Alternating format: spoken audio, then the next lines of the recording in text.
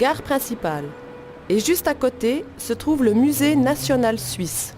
Il a été construit au XIXe siècle. C'est un monument de signification nationale. Des travaux d'assainissement y sont effectués actuellement. Ces travaux sont bientôt terminés et l'installation de la nouvelle exposition a commencé. L'isolation contre le froid de la voûte du toit constitue la partie essentielle de l'assainissement. Voici une vue de la voûte et par-dessus, une construction en bois étroite et très compliquée.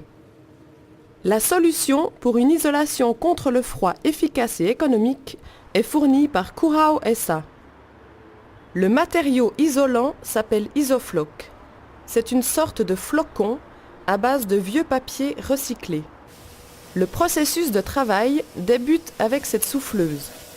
La matière isolante est chargée, puis elle est soufflée vers le haut par le tuyau, à travers les combles, pour atteindre les surfaces à isoler.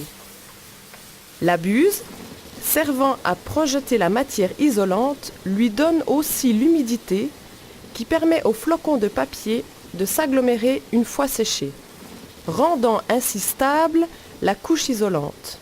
Avec un poids de 30 kg par mètre cube, Isofloc est très léger. Un autre avantage est que le processus de pose, simple et bon marché de cet isolant, est sans concurrence. Le processus de travail se termine avec l'agglomération de la surface. L'épaisseur idéale d'une bonne isolation contre le froid est de 20 à 30 cm. 4 jours plus tard, les travaux sont terminés au Musée national. Le résultat, une isolation compacte et efficace de la voûte. Isofloc n'est pas utilisé que pour des assainissements de constructions anciennes. On l'utilise aussi dans les nouveaux bâtiments. Voici quelques exemples. Le toit d'une patinoire ou l'isolation d'un plafond d'un grand distributeur.